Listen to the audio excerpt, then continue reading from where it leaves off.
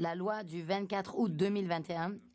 limite les possibilités d'enseignement à domicile. Cela réduit le nombre de cas, cela les contrôle strictement. Beaucoup de familles qui ont choisi ce système de l'enseignement à domicile considèrent que ces restrictions freinent leur liberté, pourtant reconnue dans notre traité, liberté des pères et des tuteurs, que je cite, de choisir pour leurs enfants ou élèves des écoles différentes de celles créées par les autorités publiques, tant que celles-ci respectent les normes minimums définies ou prescrites par l'État. Comment l'État, ou pense la délégation, que l'on peut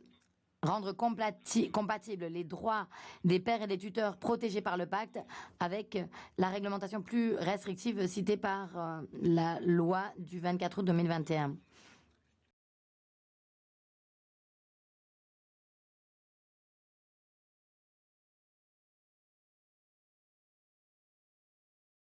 Oui, je reviens sur les autres questions que vous avez évoquées, monsieur le rapporteur. La première sur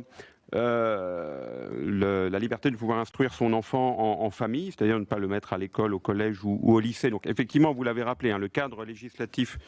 a évolué puisque nous sommes passés antérieurement d'un régime de simple déclaration à un régime d'autorisation. Le principe,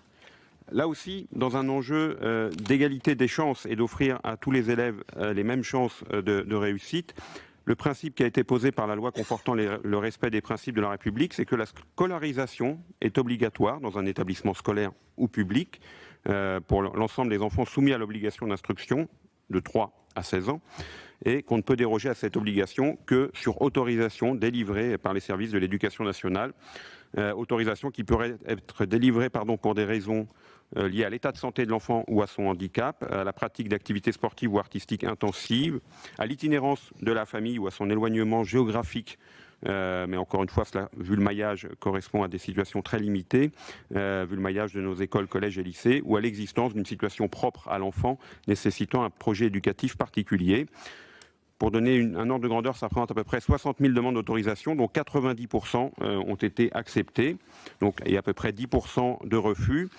Et sur les refus, je me permets d'appeler l'attention sur le fait que la quasi-totalité des contentieux qui ont été portés par les familles, dans la quasi-totalité de ces contentieux, les décisions prononcées par l'autorité